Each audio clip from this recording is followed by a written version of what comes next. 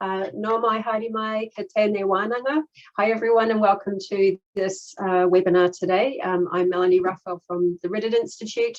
Many of you will already know that we run this series of webinars supported by HVN Science of Food program at the Riddet Institute, and together with our resident experts, Dr. Peter Brown and Michelle Cubitt. So please just keep an eye on our website, the HVN website and LinkedIn pages for more information about future webinars, past webinars and the recording of this webinar. So today's webinar will focus on alternative proteins and bioactives from plants. And Peter is going to take us through two patent landscapes for high value foods. One obviously relating to alternative proteins, which will come from both plant and cell-based alternatives. And the other will be the very exciting world of plant-derived bioactives for health benefits. And when Peter has given those two presentations, Michelle will take a look at the opportunities and obstacles when developing innovative ingredients from alternative proteins and plant bioactives, and the sorts of things you need to consider from the regulatory perspective when wanting to access international markets. Very briefly, because I think you're all becoming quite familiar with our experts now, but for those who are new to us today, Dr. Peter Brown is principal at Spruson and Ferguson in Brisbane, but he still works very closely with New Zealand clients, and he provides very easy to understand patent analytic reports. And that's including to the HVN stakeholder community. Michelle Cubitt is a regulatory consultant from Smart Regulatory Solutions, and she has an extensive background in cosmetic, natural health, food and pharmaceutical industries. She also provides strategic advice, but navigating the complexities of the regulatory world and enabling successful exports and understanding the necessary steps taken to get to market. So with all of that said, welcome to everyone who's joining us. Just a reminder that the session is being recorded. We'll take questions at the end, so please feel free to send them through on the chat function, but we'll pick them up after both the presentations, and we'll also provide both Michelle and Peter's emails at the very end of the presentation, so you have an opportunity to contact them directly if you wish. So with no further ado, I will now hand over to Peter Brown. Thank you, Peter. Kia ora. Mel, that's getting shorter and shorter each time. So I'll just share my screen. Just give me two minutes. So just give me a thumbs up if you can see that.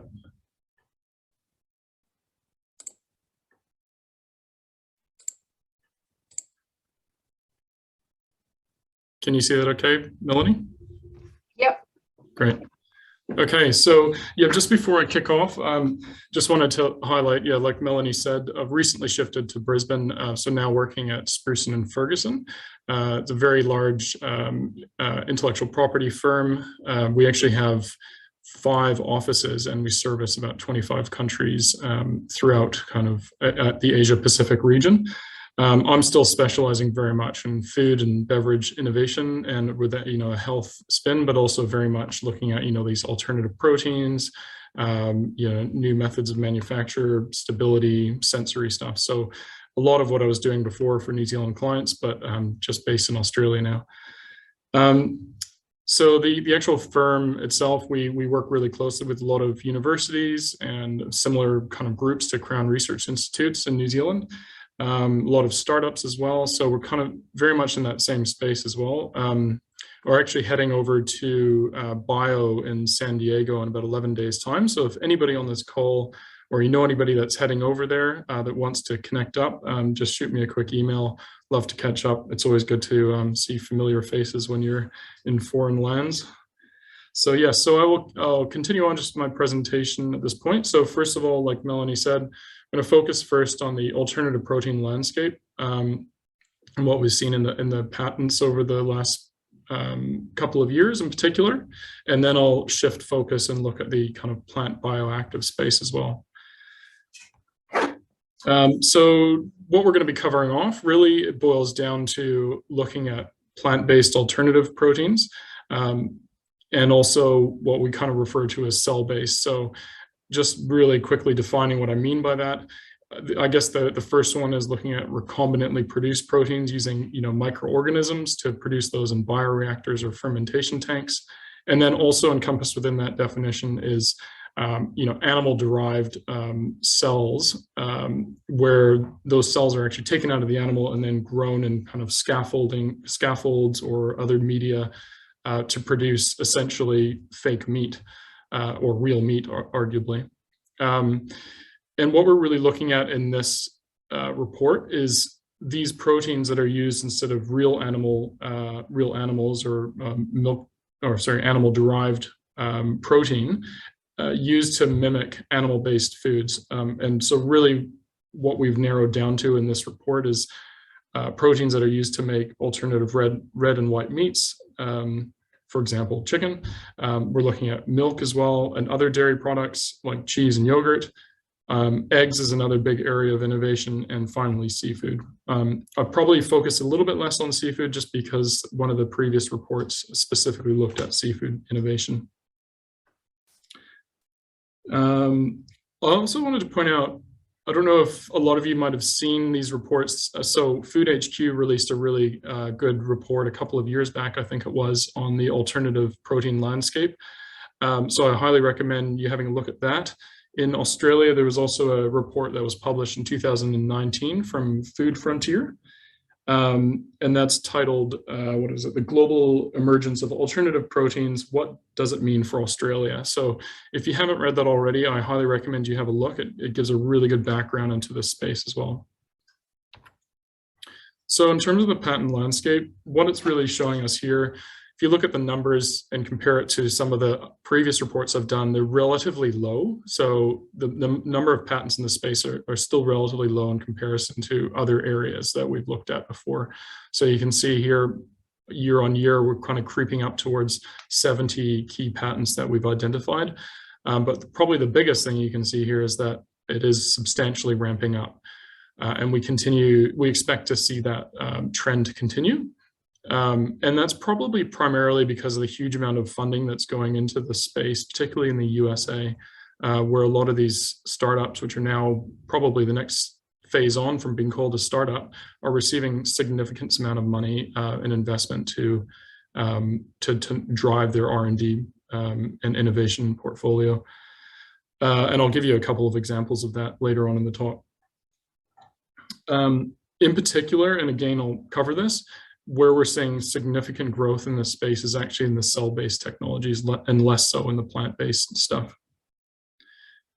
If you're really interested to know about the various lines and what the green versus the blue means in this, essentially the green means that the patent has proceeded through to grant, and you expect to see patents that are filed earlier to have higher levels of granted patents, just because it normally takes a couple of years for them to go through and be granted in various jurisdictions.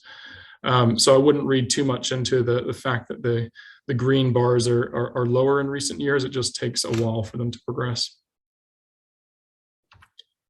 So what we're seeing here is essentially the same graph, but it's broken down into which country contributes the intellectual property into the landscape. And probably the key takeaway here is that unlike previous patent landscapes that I've been reporting on, USA is not the lead. Oh, sorry, China is not the current leader. Although you can see in the light blue, which is China, they are quickly ramping up, and you can see even just in the last 3 years there, they have substantially increased the number of patents in this space. And I'd expect probably by next year or the year after that they will be the #1 filer over and above USA. So currently in USA, you can't see it in this graph, but the main contributors to the space from the US are Impossible Foods, Ripple, a lot of these companies that a lot of us are very familiar with now, Memphis Meats, Clara Foods, who are now rebranded as Every Company. And what's quite interesting, at least from what I can tell, is we're still yet to see the same level of branding coming through from these Chinese filers. We're not kind of seeing a lot of these kind of consumer-focused brands coming through, although perhaps it will do in the next couple of years. So when you look at, I've kind of drilled down, previously we're looking at the last 10 years, and now we're looking down into the past 18 months in particular. The top 5 filers account for almost half of the, or roughly half of the patent filings in the last 18 months. And you can see on the right-hand side that's Impossible Foods, Clara Foods, a university in China, Ripple Foods, and Biotech Foods. So what's interesting, if you look back at the last 10 years, Nestle was the biggest filer by far, and now they're, one of the smaller files in comparison, if you look at it from just the last 2 years in particular. All of these patents, if you look at the report that will be published through HVN website, I'd imagine that will be coming through relatively soon. There's an appendix in the back of the report where you can get all the details of these patents and what they're all about. And we've even kind of identified what specific food they're linked to and what type of approach they're taking. Is it plant-based or cell-based? So the next thing I just wanted to cover off, and I really like this slide, a bit of a geek, sorry, but this is looking at the same 56 patents that we identified as being, really relevant over the last 18 months. What's really interesting when you look at this slide is that when you look at the alternative milks and dairies, they're predominantly using plant-based protein approaches still, whereas all the other alternative foods, if you want to call them that, are starting to really ramp up using cell-based, using the microorganism approach, for example, yeast cells, or they're using the scaffolding system from animal proteins. So obviously, it's potentially not on the market yet and very small scale, but you can really start to see the patent landscape is starting to shift considerably towards those new technologies. And what I'm not going to show you here, but in the reports that are going to be published, is there's actually 3 different case studies. So we profile Ripple Foods with 3 of their patents. We look at Sunfed, which is obviously a New Zealand company, and we can see what we're doing there. And the Every company, which is very much focused on, has been focused on alternative egg proteins. But as many of you will know, I think it was in 2019, there was a significant investment from Ingredion, which is an ingredient business.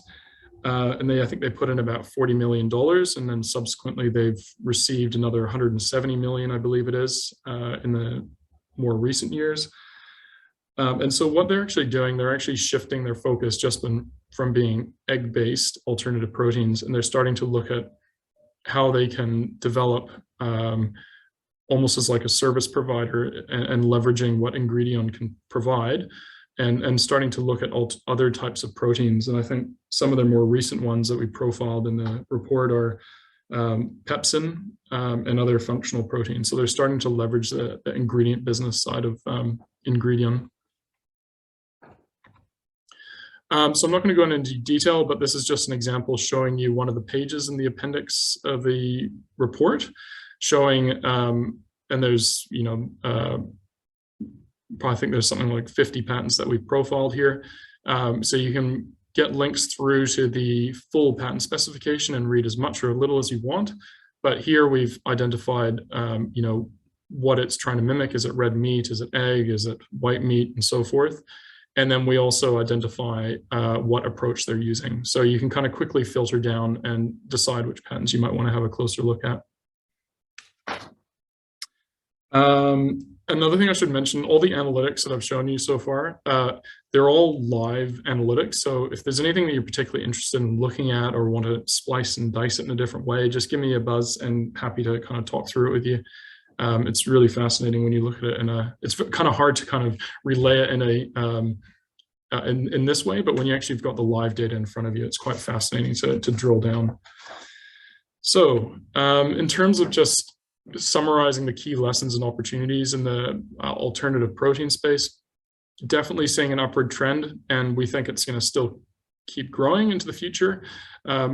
Even though we're seeing a lot of new patent filings from a lot of these startups that we're seeing in the US, we're also seeing some of the more kind of larger multinationals still contributing significantly to this alternative protein space. So Nestle, DuPont, even a couple Chinese Meat Research Center, they're starting to do a lot of patent filings in this space, as well as universities in China. What's interesting, at least from the HVN point of view, is that the patents, at least at this point in time, still seem to be very much focused on scaling up, increasing stability or the sensory appeal of the products to try and mimic the real products themselves. And I'd say, apart from just trying to match nutritional profiles, the innovation is less about actual health attributes at this point in time, but I expect the next phase of this is going to be, how can we improve these products to have proven health benefits? Something else that's quite interesting as well, I had a look, I was just doing some digging around when pulling this report together. The University of North Carolina now offers a new course on cellular agriculture. So it's all about that cell-based protein production and other nutrients and so forth. So, could this be an opportunity for a university here in New Zealand? I think it's a really interesting opportunity. In terms of New Zealand, we're starting to see quite a few of these new startups coming through. The latest one being, I think I'm pronouncing it right, Miruku, Newfish, Daisy Labs, Sunfed. There's some really exciting stuff happening in New Zealand, and I think we've got a great platform through HVN, through Riddet Institute, Food Innovation Network, Food HQ, Future Foods, Aotearoa. So I think that we've got an awesome opportunity here to really play a part in this space, and really leverage off the New Zealand Inc. brand that we've got, and be a part of this really big growing space. So what we've seen in the patent landscape, a lot of these startups are actually they're not using the patents necessarily to kind of enforce their patent rights and go and take somebody to court. They're using it more as a point of difference when commercializing, attracting new capital into their business when they're going through for investment rounds. They're using it to structure partnerships and agreements and licensing opportunities, and of course looking at it from a exit strategy. So at the end of the day, when they're going to sell their business off to a larger entity, what intangible rights does the company have other than perhaps its products itself? And I think probably the last point I just want to raise, and it's the same for anything, but in a patent landscape where it's rapidly evolving and increasing, in this case, companies just need to be really aware of potential FTO risks or freedom to operate risks. You need to really make sure you're doing proper due diligence, not only upfront, but as you're going through your project, which could take a number of years. Obviously, things are changing very rapidly in this space, so you need to be constantly on the ball with that. Okay, so I'm going to shift over next to the next part of the talk, which is all about the plant-derived bioactives. Again, I've actually put the date here as June 1st, but the data from both of these reports was actually up until April, when the reports, the draft reports were prepared. Okay, so what we're looking at here is again, same kind of thing. So the patent insights, but this time looking at plant-derived bioactives, and particularly looking at ones that have obviously relevance towards functional foods. And in our case, looking at those that have particular health benefits towards the HVN platforms, the four platforms that HVN's interested in, which I won't repeat because you all know them. Again, we're looking at the last 10 years, but we drill down into the last 18 months to see what's been happening in this space in particular. I haven't put it here, but we've excluded patents that relate to recombinant bioactives or anything that's been produced recombinantly, any GM technologies or synthetics. And we've also removed anything that's related to probiotics for this report. And I think the purpose is we just want to try and focus on natural bioactives or natural extracts that can be extracted from plant material and their uses for health benefits. Okay, so what are we looking at here? So I guess the first point is scale compared to the last area on alternative proteins. This is a much more mature market where there's been a lot of innovation in this space. What's quite interesting here is the trend is quite different to alternative proteins. There's a massive peak that you can see from 2016 to 2018. And it's probably difficult to ask questions, but the reason why we're seeing this in this case, and it's actually a trend that's happened in a lot of different areas around the world, is that you actually saw China really ramp up its patent filings in these 3 years. So it's probably less specific around this area of technology and just more of a general global trend. We saw a lot of Chinese companies filing patent applications in this space. I think it was partly to do with the fact that the government was providing significant funding for companies to help drive innovation and file patent applications. But if you actually if you actually kind of look more broadly and you take out 2016 to 2018 and just focus on the general trend, it still is increasing. So I wouldn't kind of, even though there was that massive peak from 2016 to 2018, I'd still say overall there's still significant innovation in this space. Here's just again looking at it from breaking it down into the country by country. China is obviously a massive contributor, as you can see in that dark blue. But South Korea is also significantly contributing here as well. So they're in that light blue space, light blue color, sorry.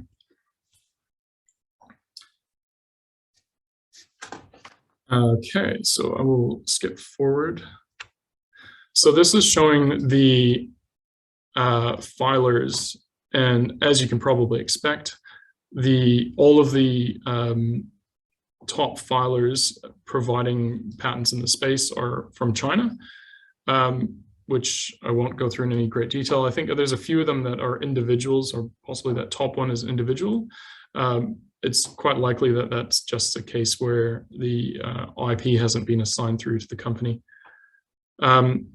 On the bottom right-hand corner, I've pulled in an analytic there, which just shows that overall, looking at the patent landscape, almost a quarter of the patent filings are from academic institutes, which I found really interesting. So in this space in particular, there's a lot of research going on. It's not all driven from corporate companies in this space. You can actually drill down country by country into this data. And what I found really interesting was that in South Korea in particular, the amount of patent filings from academic institutes is about 40% of the total patent landscape. So they are perhaps getting a lot of funding from government to do this research, but also what we found is that there's a lot of collaboration going on between South Korean academic institutes and companies as well. So yeah, there's a lot of innovation happening in that space, and we can learn a lot from what's happening there. So what we see here is we've kind of spliced and diced the data to kind of show what's happening in China. And then the next slide will show what's happening outside of China. So we spent a lot of time. There was about 3,500 patents that I went through systematically and narrowed it down to about 109 patents. And those are shown in the appendix of the report that you'll see on the HVN website soon. So that was over the last 18 months. And what we're able to do is identify, based on those 109 patents, where was the greatest focus towards? Was it towards metabolic health, digestive health, infant nutrition, or immune health? And what we found was that immune health was probably the #1 target. It was most often referenced in the patent specification, and in particular in the abstract or the title of the patent application. So what we can deduce from that is that in China, at least over the last 18 months, immune health seems to be the #1 focus. Obviously, by immune health, that could be a number of different things. In China in particular, they're very much focused on respiratory health, as well as skin health, which I think comes under that umbrella of immunity or immune health. What's shown underneath is a patent word cloud, and I think a lot of times people look at that and just think, oh, it's just a pretty picture to look at, but we find it actually it's really useful to look at, not only to understand which terms are most often referenced in a patent group like this, but also, like I was saying before, the live data, you can actually click on specific terms that you're interested in, and it'll pull out all the patents that are very much focused on those terms. So you can click on 2 or 3, link them together, and identify which patents that you might be interested in looking at in more detail. And I think the other thing that's interesting here is that from the Chinese data set, you can see that there's a lot of these traditional Chinese herbal medicines and ingredients coming through. So it's really important, I think, for New Zealand companies that are thinking about entering or commercializing a product in the space. You really need to think about what is the innovation that's happening in China, what are Chinese consumers most likely to consume in order to address certain ailments. When we're looking outside of China, we narrowed down from a lot less. Obviously, there's 200 patents. We narrowed down to 80. And of those 80, only 38 of them had direct links to the 4 HVN platforms. What was really interesting is that out of those 80 patents, there was 41 that actually had other health benefits. And 2 of them, probably the main one, was around muscle growth and muscle health. And then probably second was the cognitive health, which we're starting to see is really ramping up around the space as well. So it's just something to bear in mind. I think that other than the HVN platforms that we're looking at, there's other health areas that are significantly ramping up in this space. Something else we looked at, so there's the discovery tool that I use to generate all these analytics, but there's also another one, PatSnap is the tool that I use for generating the patent landscapes. But there's also a really cool tool called Discovery, where you can start to look at all of the other analytics beyond just patents. So there's, media releases, for example, about new products and services, and you can narrow down to, in this case, plant bioactives. And we can look at the levels of academic publications and VC investment. I think probably the key thing I'm trying to relay here is that even though we're potentially seeing a slight decline in the recent years in patent filings, is that it appears to be that there's still significant interest in this space, which is indicated from these other analytics. And it would suggest to me, at least, that we will still see a continued increase in patent filings in this area. You're all probably looking at, why is there a sudden dip in 2022? Obviously, that's just because when this data was collected in April, we're only a part of the way through the year, so I wouldn't read anything into that. Okay, so I thought I just wanted to show you quickly a case example that's in the report. I'm not going to go into any detail, but just highlighting that this is one of a few that I put in the report that you can read more detail in later. In China, a lot of the patents that we looked at, as I mentioned before, they're traditional Chinese herbal medicine style patents, often having a range of different bioactives or extracts. And in many cases, I don't want to kind of make a blanket statement at this point, but a lot of the patents that we did see had a significant lack of scientific data. Whereas if you compare it to South Korea, a lot of that was more robust. There was a lot of scientific data in there, either animal clinical trials or human trials. But there's a few that kind of really stuck out to us that resonated with the HVN's focus on immunity and metabolic health. So there's a few here that I just wanted to point out. One of them relates to polysaccharide extracts from passion flower.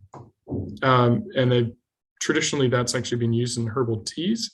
But in this case, the patent is about specific extracts that have been used for improving immunity and resisting fatigue. There's the second one down there from a university.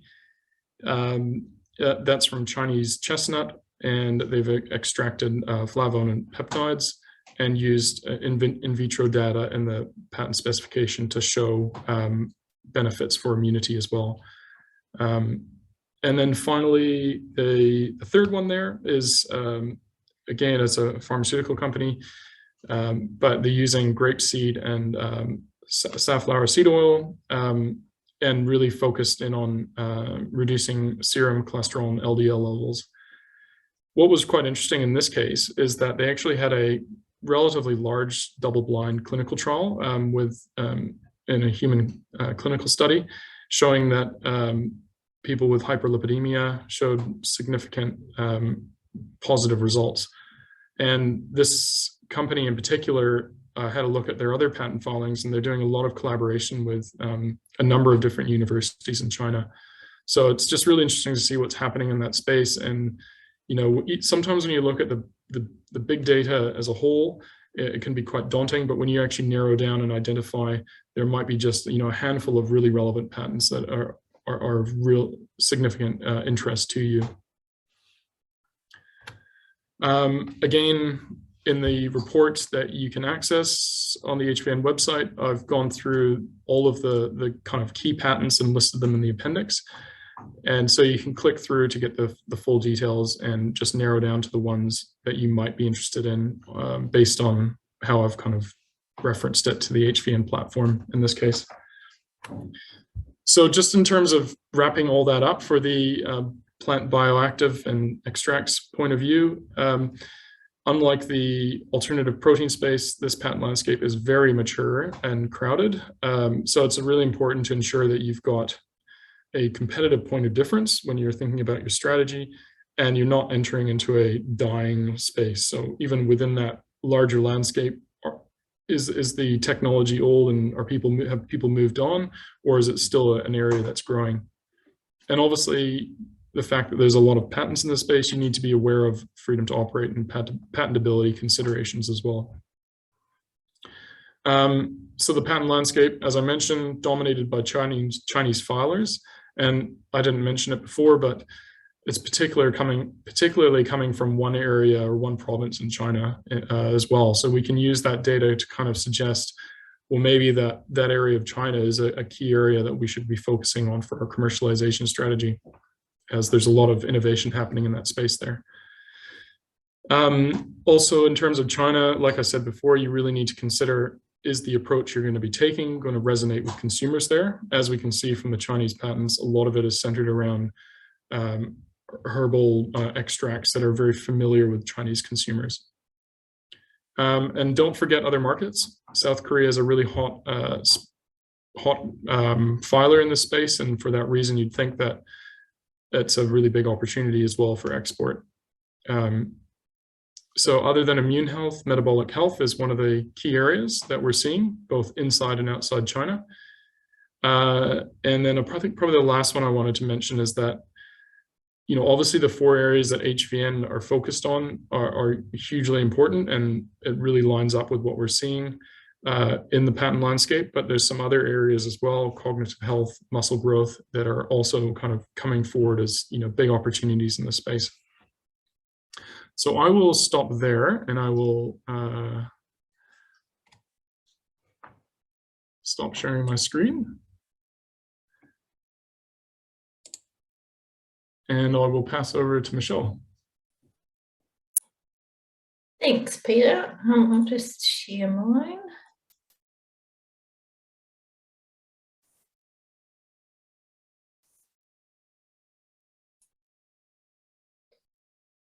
Okay, so what we've got here with our alternative proteins part, I'm looking a lot more at market trends and the regulatory considerations for this one. So I've already had a little bit of introduction about myself, but yes, I'm Michelle Cubitt, and I'm a regulatory consultant.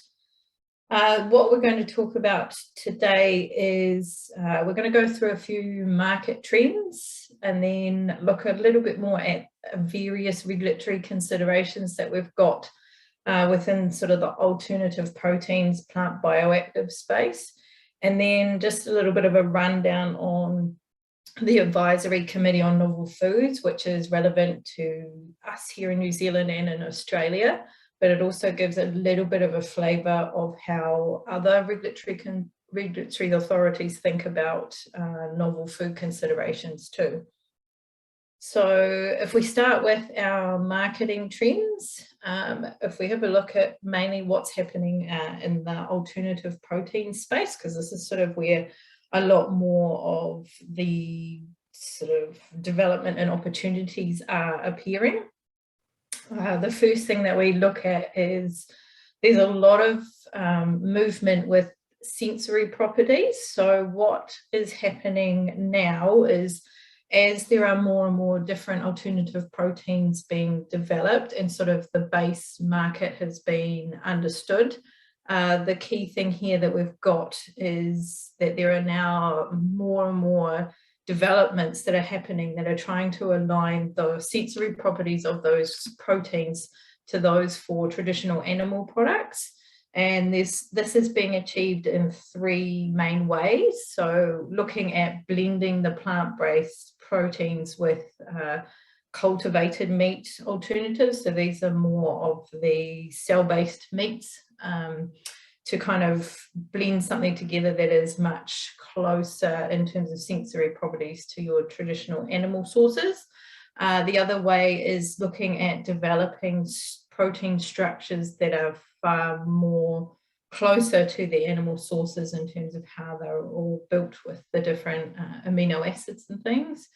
And then thirdly is looking at using the traditional fermentation techniques that we have, but applying them to plant-based proteins to try and get those same authentic flavors that you've had with fermentation techniques using animal products in the past. So this is primarily looking at cheese and a little bit more in the yogurt space as well. So using those to try and get something that tastes and smells and looks a lot closer to what you would find from a traditional animal source. Following on from that, we've got movement into looking at developing products that mimic whole cuts of meat. And so in the past, you know, alternative proteins have really been in that processed meat space. But now it's looking at making versions which look like, say, whole chicken breasts, or actually looking at how you can mimic seafood. And a really interesting one that's happening at the moment is the development of marbled steak, which is using plant-based protein and then mixing it with fat options such as sunflower oil to really try and get that marbled steak look for a non-beef based steak, essentially.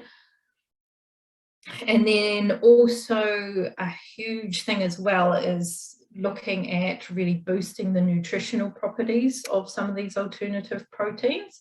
So traditionally speaking, plant-based protein or plant source protein is not a complete protein source, so it doesn't contain all of the 9 essential amino acids. But what different technologies are looking at in this space is a combination of plant breeding, so looking at different plant varieties that can actually produce protein with the complete range of these amino acids.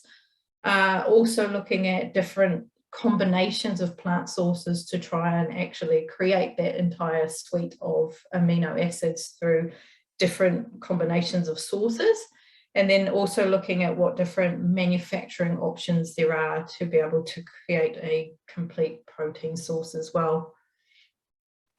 So when you're looking at all of these different market trends, especially when you're looking at how you can use different manufacturing technologies or different source materials, there's quite a few regulatory considerations that need to be looked at the same time as developing. So one interesting space that's sort of quite political really is product names. So there is a big question at the moment around whether terms that have historically been used to describe animal products can still actually be used for plant-based alternatives. A lot of this conversation centers around whether using the same terms is going to confuse the consumer. There's quite a bit of debate on this around whether, you know, if someone is truly looking for a plant-based alternative, they're really looking at what the product labeling is anyway. So how likely is it that they are going to get confused? But in some markets, there has been moves to try and control it a little bit more. It's not really controlled so much on this side, but especially in Europe and a little bit in North America as well, there's a lot of conversation happening, and a lot of it is mainly in the dairy space rather than, say, the meat space or other sort of types of foods. And at the moment, the key piece that seems to be happening is making sure that there are qualifiers used alongside those more generic terms. So where you've got a term such as milk or yogurt and things, really being quite specific around what you actually mean. So for example, instead of just calling something milk, you're calling it almond milk or coconut yogurt, that type of thing. And then another big piece as well is looking at the novel foods. And so a big question around all of this is, say, when is something like an alternative protein actually a novel food? And the same consideration goes in as well when you're looking at plant bioactives. At what point does it really start to cross over into something where it may actually not have a really long history of safe consumption as a food or a food ingredient? And the three main areas that can affect that consideration, if you like, is if you're looking at what type of source material it comes from. So if you're looking at an alternative protein, obviously the source material, it may be a traditional plant source, or is it starting to go into something that's slightly more engineered? If it's a plant bioactive, usually your source material is still something that's been recognized as a food anyway. But from there, it is also looking at what's happening in that manufacturing process. So are there new and different technologies that are starting to be applied that could potentially raise questions about the safe use in the normal diet? And then also the actual finished product itself. So is that finished protein or is that finished bioactive something that's really new that has never been seen before? Or is it still quite close to what is commonly found in the diet? Usually if you're talking alternative proteins, it will still be quite close to other traditional protein sources. Whereas for plant bioactives, depending on what types of isolation and concentration and things, this could be a key area where you need to really start digging in a little bit more around whether it is changing it beyond what is commonly found, say if you were to eat the source material.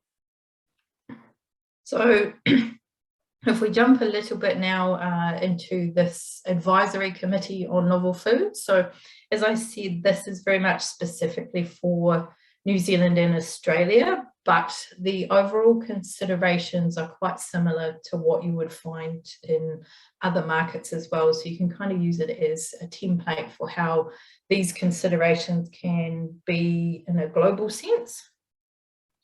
So the advisory committee is basically through the Food Standards Australia and New Zealand. So there are representatives from both the Australian side and the New Zealand side. And the idea of this group is that it looks at queries that come through around whether something is potentially a novel food or not. So what it does is it will receive queries and then it looks at making recommendations based on whatever these questions are. So the first thing they will look at is whether the food or food ingredient is traditional or non-traditional. And a key question for that is there a reasonably long history of safe use in New Zealand or Australia? If not, it could be potentially considered non-traditional. And then from there, it's looking at whether it is actually potentially novel or not. So if something is deemed novel, that means that there needs to be more assessment on public health and safety for that particular food or that ingredient. And there is quite a structured formal process that must be adhered to before you can get permission to use that novel food as part of any food product under the regulations for New Zealand and Australia. It's a similar concept when you look internationally as well. If something doesn't have a history of use in the particular country of interest, again, there may be that there are health or safety considerations around people using that food. And so it's also a similar process. In some countries, it's quite specific to that country. So you need to do quite a lot of testing in market. So say if it was looking at China, there's a lot of in-market testing within China that needs to be done. Whereas if you're looking, say, more at Europe, they are open to more looking at studies that have been conducted around the world, but the baseline across everyone is that there's quite a formal process that you need to look at for novel foods, and it can take quite a lot of time and effort to get something approved as a novel food. So if you're kind of wanting to avoid this space, it's good to understand exactly what the boundaries look like when you're trying to develop an alternative protein or a plant bioactive. Certainly with the ACNF, it is just opinions. They're recommendations, so they're not legally binding. So it doesn't necessarily say, yes, yours definitely is or isn't a novel food, but at the same time, it does provide a really good judgment or a really good perspective on whether it is likely that your food or your ingredient will cross that line. So yeah, as I said, the types of decisions, the first decision that the ACNF group are looking at is what kind of tradition of use as a food there is in New Zealand and Australia. If there is quite a good history of use, then it's considered a traditional food. There's no concerns and there's no issues with using that particular food. When it comes to the likes of alternative proteins and plant bioactives, it's very unlikely it would fall into this category because it's not something that has potentially existed for a few generations. So then the other question that's asked is, okay, is it non-traditional where there could be a reasonable history of use in other countries? And if that's the case, again, once it's determined to be non-traditional, there's no further conversation, if you like. But at the same time, if it's looked at, well, hang on, maybe there isn't a lot of history of use, maybe there are potentially some safety concerns about this particular item, then it starts to be a question of, is it novel? So if there's no ability to establish safety with the existing data that's being presented, then it is likely that something like this is going to be considered novel, and then the full assessment process needs to be adhered to. But the application process for ACNF is pretty straightforward. There's a standard questionnaire to fill in. There's quite good guidance with that questionnaire around the type of information that ACNF want to see. And in most cases, it's really as detailed as possible to be able to answer the question. So if there's really good evidence to substantiate how it's been used and what context it's been used and those kinds of things, that's really good to put together with the application. And then basically applications are put into a queue. The actual group meets approximately every 3 months to look at applications, and they'll get through as many as they can. But if your application is not looked through on that particular meeting, essentially it goes right up to the list. So it's very likely that it would get assessed on the next round. And so just a little bit of showing what the different documents are. So as you can see, there's the guidance tool and also the actual application form itself. And so it's just giving quite a lot of prompts around what you need to do to attach information, what types of evidence are required for each stage. And the actual questionnaire itself goes through all of the different elements that the ACNF will use to be able to determine what their opinions are. So this set of considerations is the same globally, essentially. Everyone who's sort of working with regulators in this kind of space are all looking at the same considerations. There are big questions to be asked around, you know, what is the source material? What are the levels of use? So especially if you're looking at, say, plant bioactives, it's quite important to really address things such as levels of use, because it could be that you have a far more concentrated version of a specific bioactive versus, say, a whole plant version or just a basic extract. So there are potentially questions around what does that level of use look like compared to how it would have traditionally been consumed, and also what additional safety data is there available in general about how that particular bioactive works in the body, or whether there are any adverse effects that come from it at the particular concentration you're looking at. Certainly for plant proteins or alternative proteins, a lot of questions around format and manufacturing process, as well as the source material. So looking at exactly how this protein is going to be used, what types of products it's going to be used in, and what types of manufacturing processes we use to even be able to actually generate that specific plant protein. So something that I do want to touch on just quickly is the difference between foods and food ingredients versus additives. So sometimes it can be that particular ingredients actually fall more into the function of an additive rather than a food ingredient.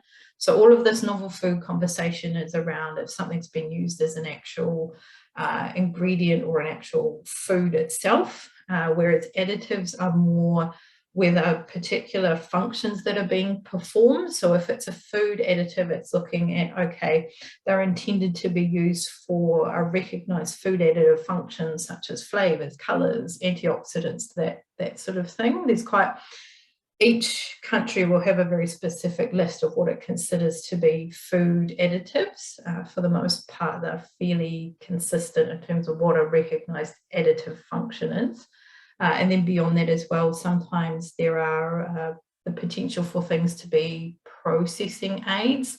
This is probably not quite so applicable if you're looking at alternative proteins or bioactives, but it could be that something that was also used in the manufacture of that specific ingredient has the ability to be classified as a processing aid. So when you're looking at your manufacturing process, you need to make sure that all of the elements that have been used as well are permitted under whatever food regulation you're looking at. So if you're using a particular compound that's helping to decolor your food ingredient, it still needs to have its own approval. So there are separate approval processes for these two different additive groups, and it's something to investigate if you've got either an intention to use something as, say, a flavor rather than just a whole food ingredient, or if you're looking at during the development of your product or during the development and manufacture of your ingredient, if there are different processing aids, just being mindful that those also need to be authorized for what you're using them for at the same time. So just lastly, a few decisions, just to give you a flavor of how decisions are made with ACNF, and potentially how these also roll into how decisions are made overseas as well. So a really popular one at the moment is looking at mushroom species. So there's a range of different mushroom species that have had decisions from ACNF, and some of them, which like the ones listed, so there are some which have quite a good history of use as a food, but others, such as the ones listed here, there's no tradition of use as a food in New Zealand or Australia, and at the same time their use overseas is a lot more medicinal rather than in the actual normal diet. So there are questions around the therapeutic nature of these ingredients sometimes. Are they actually really a food ingredient, or are they particularly maybe more medicinal? And also safety can be in question because there have been different adverse effects reported from different species in literature, depending on how much is being consumed and how it's being used. So in the instance of these ones, ACNF has kind of come to the opinion that yes, these probably would be novel foods. So if you're looking at plant proteins or bioactives from mushrooms, it's a really good starting point to look at what type of species are you looking at, and is there actually any history of use of this type of organism as a food in the diet here in New Zealand, or whether there's sufficient information from overseas to substantiate that it's safe or not. And then another one here, which is a Japanese cherry. So this is something that doesn't have a tradition of use as a food in New Zealand, but because there is a long history of use of this in Japan in their normal diet, it was not considered a novel food because it was quite clear that through all of the regular consumption overseas, there were no safety concerns. And another one here as well, krill protein. So again, not a traditional food, but at the same time, because there was sufficient safety data to go alongside this particular isolate, it was considered that, again, no, it's not novel, up to obviously what was the specific limit with the safety literature. And then finally, another one here is a recent development, a pea and rice protein that's been fermented from shiitake. And so this has had various approvals in different regulatory authorities by now. There were questions of it sort of 2-3 years ago, but as they've developed the ingredient, they've developed a lot more safety data to go with it. And so it currently, I think it has GRAS status with the FDA, which is sort of considered the lowest hurdle, if you like, in the novel food space.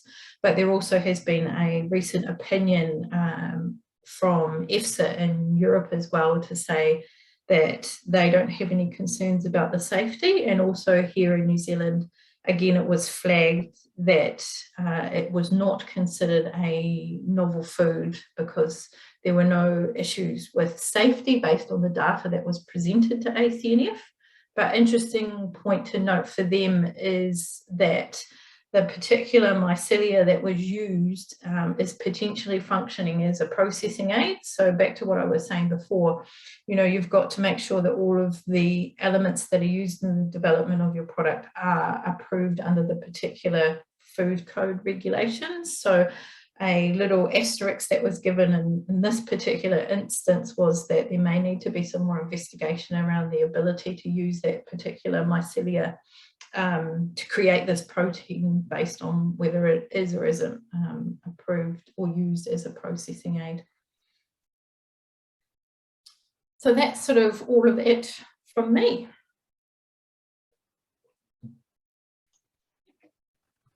That's fantastic. Thanks. As always, Peter and Michelle, quite mind-boggling information and lots to take in, and a fantastic overview. Of course, getting case-by-case advice, I think, is essential when you look at all the different moving parts and necessary navigation skills and regulatory approvals, etc. So thanks again for those insights. I can't see any comments coming through on our chat. Does anybody want to take the mic and have a chat to Peter and Michelle? We'll be here until 1:20 unless we have no further queries.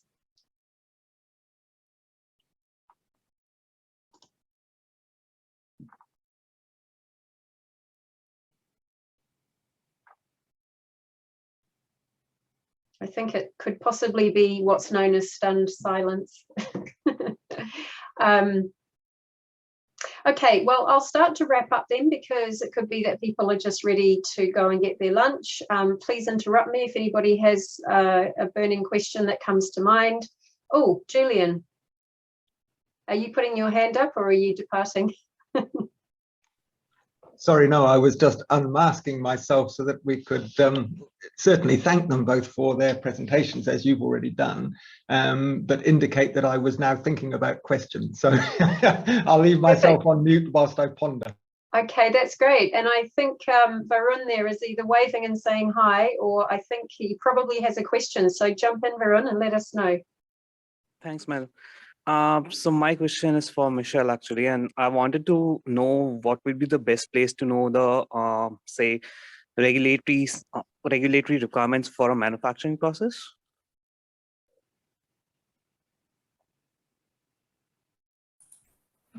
Yeah, it can be a little bit tricky. A lot of the stuff that comes in, like say if you're talking here in New Zealand or in Australia with our food regulations, a lot of the regulations themselves don't necessarily mandate specific manufacturing technologies, but they're more looking at exactly what types of components and ingredients and additives or aids that are used within those manufacturing processes.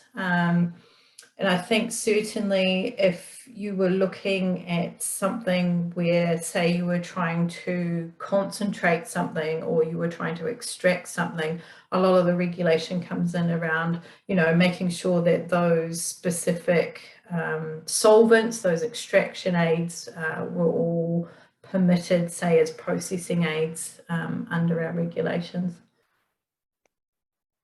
Thanks, Michelle. That's helpful.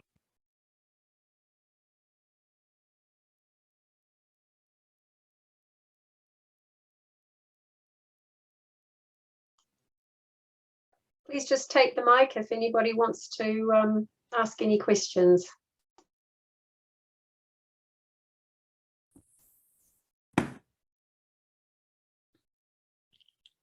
Thanks, Mel. I have a question since nobody else has their hand raised. I'm Jess. I work with Ministry for Primary Industries.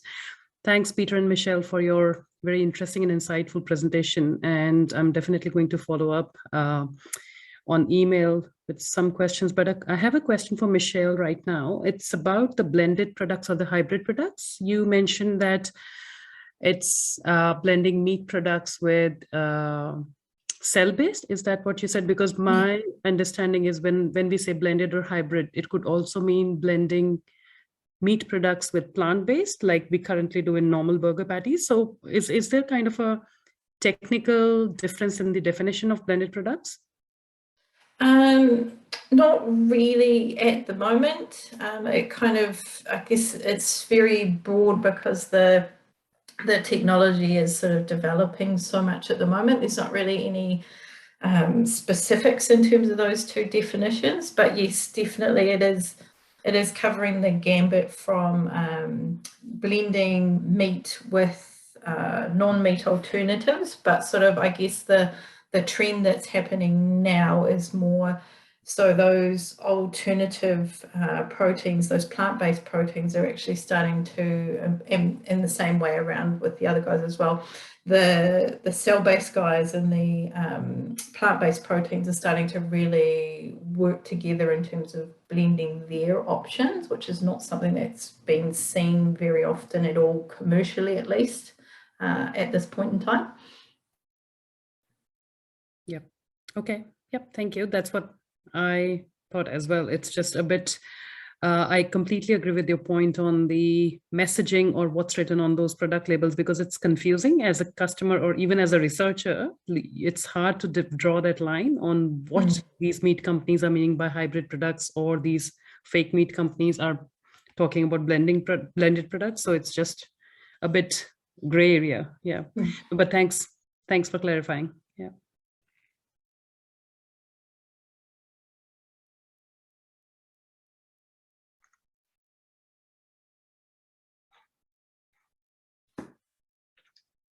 I wonder if I could ask you a question, Peter, really about the boundaries of your patent search. So we're quite interested in the sort of the energetics, the environmental cost of cell culture processes themselves. Do you think your patent search would have gone into that territory as well? Short answer is no. So I tried to focus entirely on the actual the product itself, and in particular what HBN is interested in primarily is around the health benefits of these types of products and the bioactives, for example. That said, a search focusing on any topic of interest could be done using the same kind of the same platform. You just obviously have to tailor your search strategy appropriately. And I'm certain there will be lots of innovation in that type of space, of course, with sustainability and so forth, but it wasn't the primary focus of this search yet.